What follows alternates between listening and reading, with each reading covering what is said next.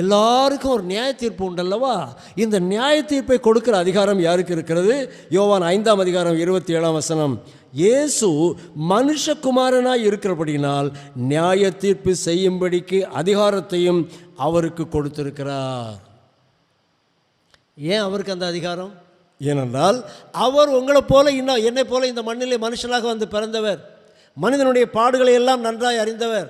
மனிதர்கள் எவ்வளவுதான் பாடுகளை பட்டாலும், எவ்வளவு பாவ சோதனை வந்தாலும் அவற்றை வென்று வாழ்வதற்கு முடியும் என்று சொல்லி சாதித்து காட்டியவர், நமக்கு முன்மாதிரியானவர். ஆகவே யாரும் மனுஷனாக பிறந்தவன் அப்படி ஒன்றும் வாழ முடியாது என்று சொல்ல முடியாது. ஏனென்றால் இயேசு மனிதனாய் பிறந்து ஒரு ஏழையின் வீட்டிலே வாழ்ந்து கஷ்டப்பட்டு நேர்மையாக நின்று என்னில் பாவம் உண்டு என்று உங்களில் யார் என்னை குற்றப்படுத்த முடியும் என்று கேட்டவர். ஆகவே நியாய தீர்ப்பு செய்யும் அதிகாரத்தை அவர்